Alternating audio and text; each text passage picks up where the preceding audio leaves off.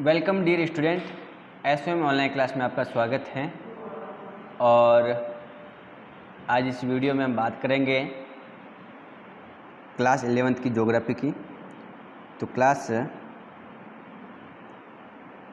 11th की बात करेंगे, आर्ट्स की। और जिस सब्जेक्ट की बात इस वीडियो में आज होगी वो होगी ज्योग्राफी सब्जेक्ट की। ठीक है, पिछले वीडियो के द्वारा हमने पाठ संख्या 4 पूरा कर लिया था। आज लेसन पाठ हम नया शुरुआत करते हैं, पाठ संख्या 5। पाठ संख्या 5 की शुरुआत करते हैं। पाठ संख्या जो 5 है उसका नाम है खनिज एवं सेल। खनिज एवं सेल के बारे में पढ़ेंगे कि चट्टानें और खनिज क्या हैं, उसके बारे में हम पढ़ेंगे। तो अगर हम खनिज की बात करें, सामान्य परिभाषा देखें खनिज की, तो ख प्लस नी प्लस ज, खोद कर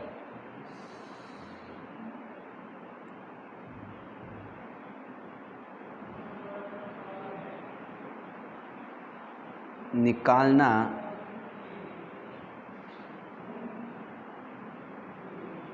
जमीन से। ऐसे तत्व जो ज़मीन से खोद कर निकाले गए हैं उन्हें खनिज कहते हैं। ऐसे तत्व, ऐसे पदार्थ जो ज़मीन से खोद कर निकाले गए हैं, ज़मीन से खोद कर निकाले गए हैं, उन पदार्थों को खनिज कहते हैं। दरअसल खनिज क्या हैं? खनिज एक ऐसा प्राकृतिक कार्बनिक एवं अकार्बनिक तत्व हैं जिसमें क्रमबद्ध से परमाणविक संरचना, निश्चित रासायनिक संगठन और भौतिक गुणधर्म होते हैं। ठीक है, तो खनिज की एक वास्तविक और आपके लेवल की जो परिभाषा है, छोटे लेवल की परिभाषा, लेकिन आपके अगर लेवल की परिभाषा देखें तो खनिज क्या हैं? ये ऐसे प्राकृतिक कार्बनिक जिसमें कार्बन की मात्रा है, अकार्बनिक जिसमें कार्बन की मात्रा नहीं है। तो प्राकृतिक कार्बनिक और अकार्बनिक तत्व हैं। खनिज क्या हैं? प्राकृतिक कार्बनिक या अकार्बनिक तत्व हैं जिसमें क्रमबद्ध से परमाणविक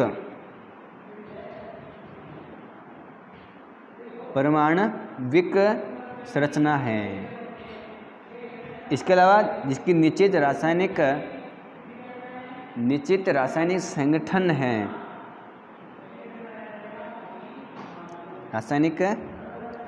संगठन है, उनके भौतिक गुणधर्म होते हैं।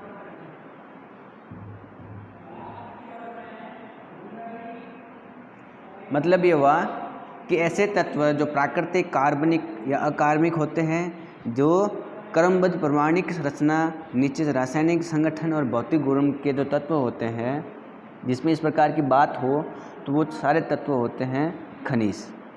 तो मैं कह सकता हूँ खनिज क्या होते हैं? खनिज प्राकृतिक कार्बनिक अकार्बनिक पदार्थ हैं जिसमें क्रमबद्ध परमाणिक संरचना होती है, निश्चित उनके रासायनिक संगठन होता है, उनमें भौतिक गुणधर्म होता है। खनिज का जो निर्माण है वो 2 या 2 से अधिक तत्वों से मिलकर बना होता। खनिज 2 या 2 से अधिक तत्वों का मिलकर भी बना होता है। लेकिन कुछ ऐसे हैं जो एक तत्व वाले भी खनिज हैं। आपने सुना होगा सल्फर का नाम। सल्फर हो, तांबा हो, चांदी हो, सोना हो, जो एक तत्व वाले खनिज हैं। खनिज में बहुत तत्व भी हैं, लेकिन कुछ ऐसे हैं खनिज, सल्फर, तांबा, चांदी, सोना, ग्रेफाइट, ये ऐसे तत्व हैं जो एक तत्व से मिलकर बने हुए हैं। ऐसे खनिज हैं जो एक तत्व से मिलकर बने हैं। और कुछ ऐसे तत्व होते हैं जो बहुत तत्व, या ऐसे खनिज होते हैं जो बहुत तत्वों से मिलकर बने होते हैं, जिसमें बहुत ज़्यादा तत्व होते हैं। तो खनिजों का निर्माण 2 या 2 से अधिक तत्वों से मिलकर भी होता है और एक तत्व से भी खनिज बनता है। तो खनिज क्या है? ऐसे तत्व जो प्राकृतिक कार्बनिक अकार्बनिक क्रमबद्ध परमाणिक संरचना और निश्चित रासायनिक संगठन और भौतिक गुणधर्म वाले तत्व होते हैं, उन्हें खनिज कहते ठीक है। तो पृथ्वी की जो संरचना हमने देखी है कि उसकी जो बाहरी परत है वो ठोस है। पृथ्वी की जो संरचना देखी है उसका जो बाहरी आवरण है वो क्या है, ठोस है। क्या है, ठोस है। और आंतरिक परत है वो गर्म और पिघली हुई अवस्था में है। पृथ्वी के बाहर वाला भाग तो ठोस है, ठंडा भाग है, और अंदर वाला जो भाग है वो गर्म है और पिघला हुआ है। अंदर वाला भाग तो गर्म है और पिघला हुआ है, ये ध्यान रखना आपको। तो पृथ्वी के संपूर्ण प्रॉपर्टी का लगभग 98%, लगभग 98% प्रॉपर्टी का, संपूर्ण प्रॉपर्टी का 98% है वो 8 तत्वों से मिलकर बना है। कितने तत्वों से? 8 तत्वों से मिलकर बना है। पृथ्वी की जो संपूर्ण प्रॉपर्टी की मैं बात करूँ तो वो 8 तत्वों से मिलकर बनी है। 8 तत्व मुख्य रूप से कौन कौन से? 98%। ऑक्सीजन, ठीक है, एक तो तत्व है ऑक्सीजन। दूसरा है सिलिकॉन। कौन सा तत्व है? सिलिकॉन। उसके बाद में है एल्यूमिनियम, एल्यूमिनियम, ठीक है। इसके अलावा लोहा, कैल्शियम, इसके अलावा सोडियम, पोटेशियम, सोडियम, पोटेशियम और मैग्नीशियम।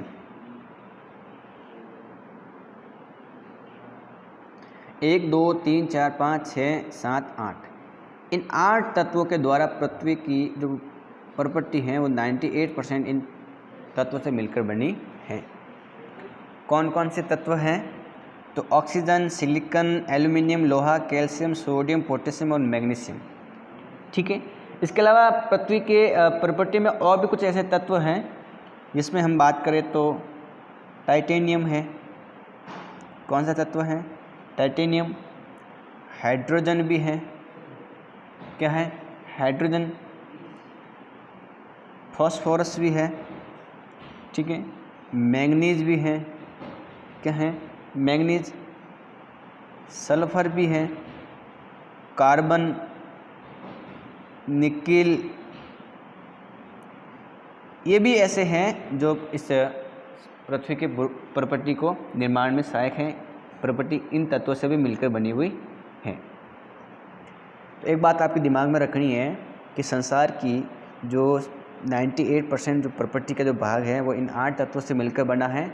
कौन कौन से तत्व हैं? तो ऑक्सीजन, सिलिकॉन, एल्यूमिनियम, लोहा, कैल्शियम, सोडियम, पोटेशियम, मैग्नीशियम, ठीक है। इसके अलावा और कौन कौन से तत्व हैं?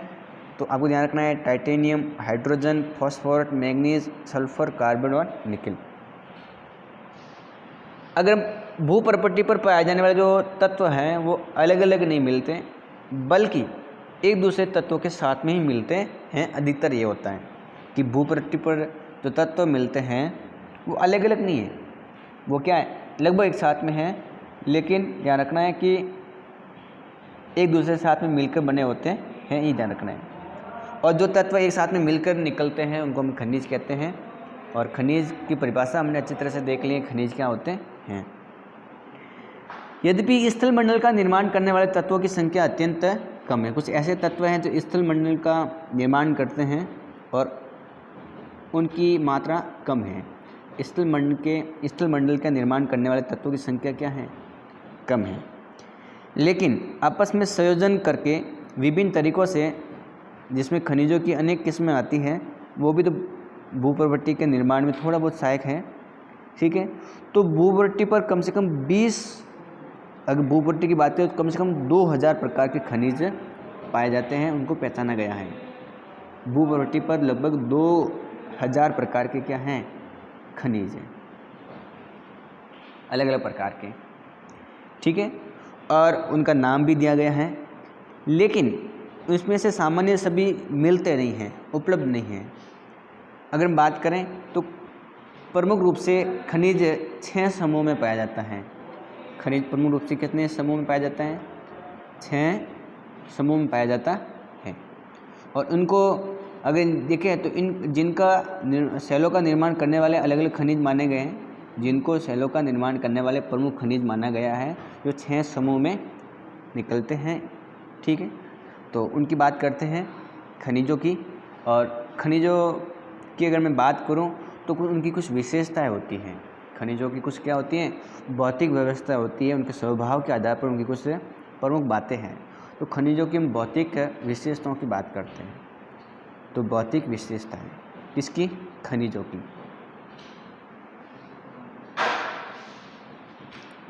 भौतिक विशेषताओं की बात करते हैं।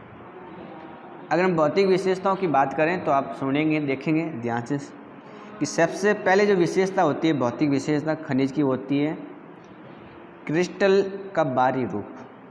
क्रिस्टल का बाहरी रूप, क्रिस्टल का बाहरी रूप। इसका मतलब क्या हुआ कि जो खनिज हैं उनके जो अणु हैं, उन अणुओं की आंतरिक संरचना भी एक व्यवस्था की बात होती है कि आंतरिक संरचना किस प्रकार की है, उनकी भी एक व्यवस्था है। जैसे अगर हम बात करें कि जो खनिज हैं उनके जो अणु हैं, उन अणु की अगर हम आंतरिक व्यवस्थाओं की बात करें कि आंतरिक अवस्था कैसी है, तो या तो घनाकार हो सकती हैं, ठीक है, या अष्टभुजाकार हो सकती हैं। क्या हो सकती है, अष्टभुजाकार हो सकती हैं। इसके अलावा षटभुजाकार भी हो सकती हैं, इस प्रकार की षटभुजाकार प्रिज्म के आकार भी हो सकती है। प्रिज्म, प्रिज्म का नाम सुना होगा, इस प्रकार का होता है।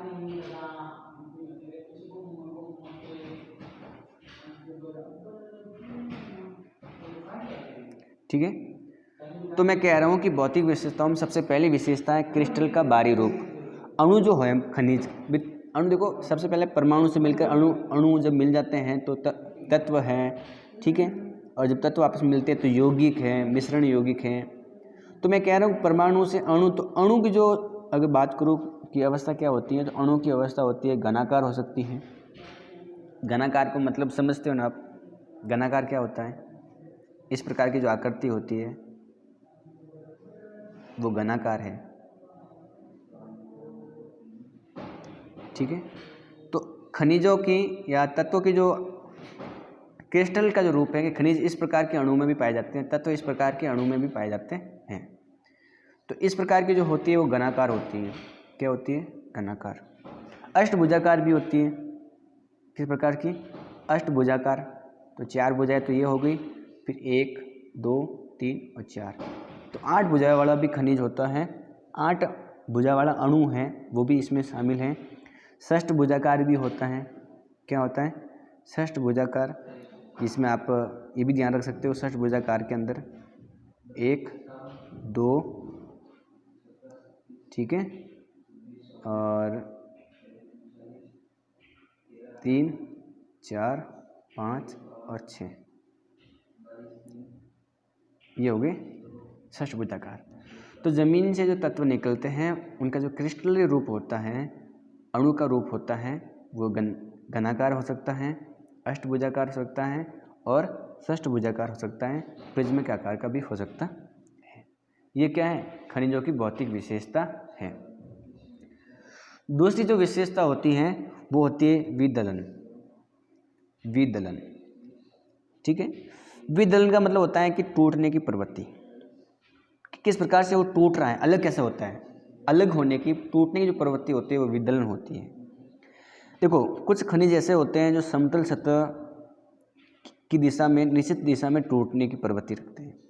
जैसे मान लो कोई खनिज ऐसे होते हैं जैसे समतल हैं तो वो एक निश्चित दिशा में टूटते हैं, समतल रूप से टूटते हैं। अगर यहाँ से तोड़ा है तो वो यहीं टूटेगा, बिखरेगा नहीं। कुछ ऐसे होते हैं भाई खनिजों का अलग होते हैं, जब तत्व हैं तो तत्व अलग, जब तत्वों को अलग करते हैं तो उनकी टूटने की क्या प्रवृत्ति है, वो अलग होने की क्या दिशा है उनकी, वो विदलन होती है।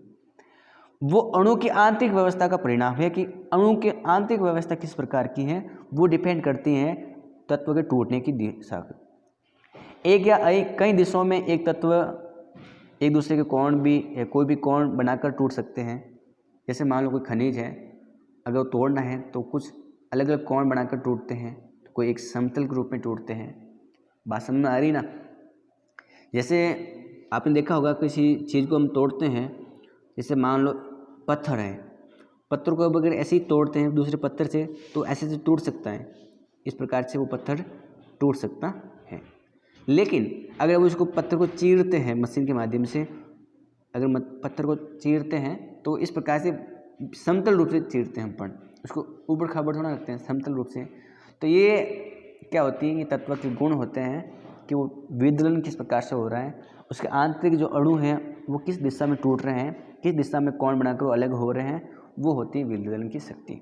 तो कुछ ऐसे होते हैं जो अलग अलग दिशाओं में टूटते हैं, भी उनको तोड़ना है तो अलग अलग दिशाओं में टूटेंगे, कोई समतल के रूप में, सापेक्ष रूप में टूटते हैं। तो ये ध्यान रखना है आपको इसके, ठीक है। इसके अलावा तीसरी जो विशेषता होती है, भौतिक विशेषता, वो होती है विभंजन। कौन सी? विभंजन।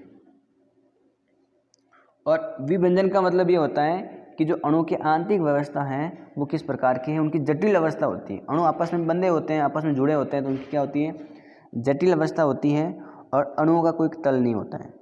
तो जब क्रिस्टल को हम अलग करेंगे तल के अनुसार तो अनियमित रूप से टूटता है, वो होता है विभंजन का।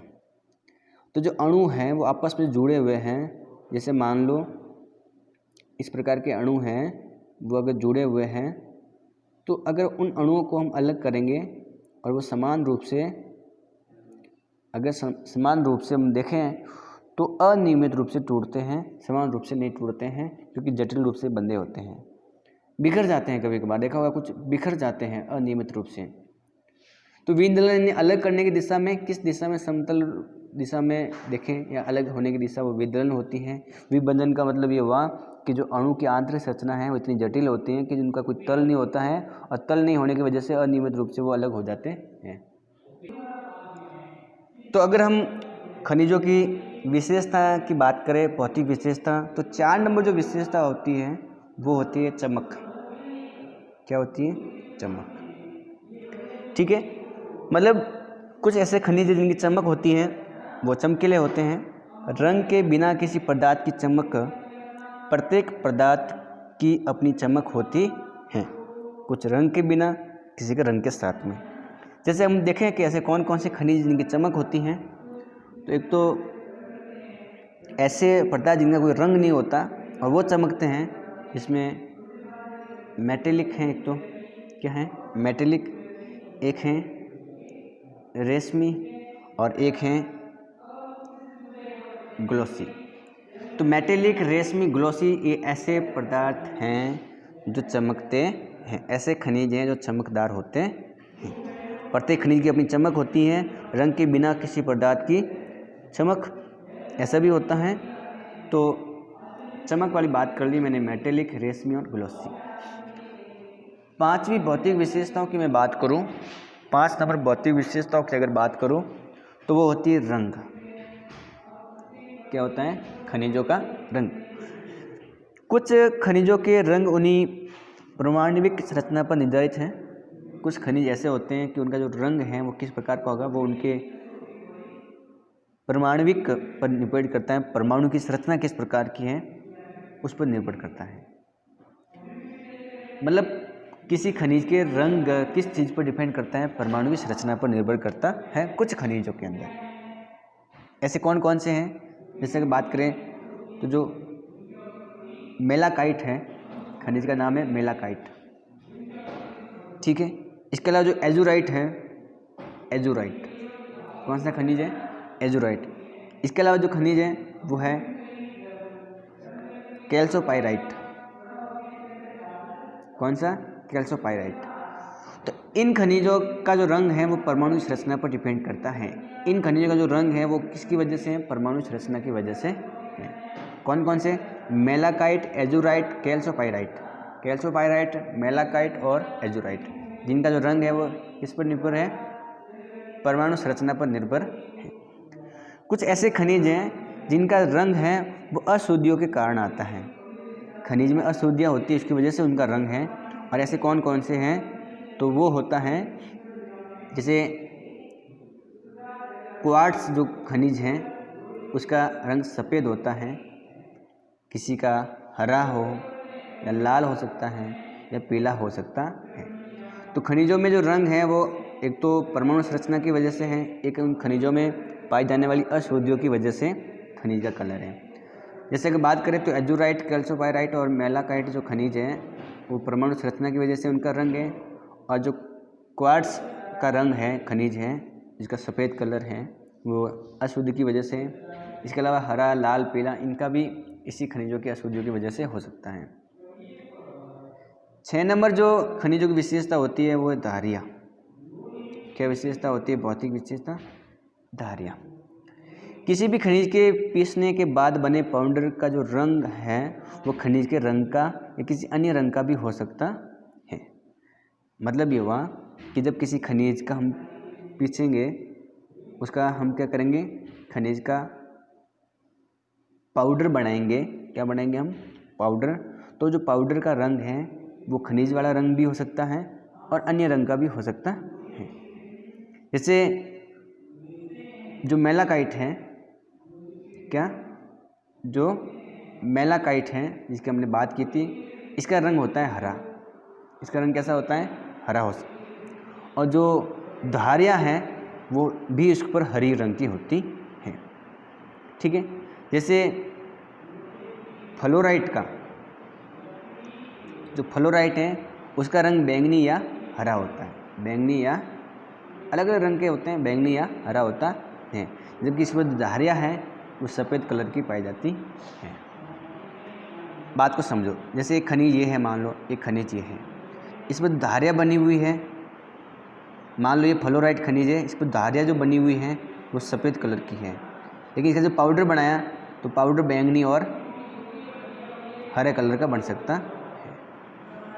इसके अलावा जो एक खनिज ऐसा है जिसकी धारियाँ हरी हैं, ठीक है, और इसको पीसने के बाद में भी उसका कलर कैसा बना है? उसका हरा कलर बना है, धारियाँ भी हरी है।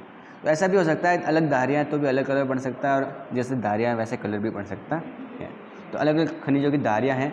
अक्सर हमने देखा होगा टाइलों पर अलग अलग धारियाँ पाई जाती हैं, तो वो भी निर्भर करते हैं, वो भी उसकी विशेषता है, भौतिक विशेषता।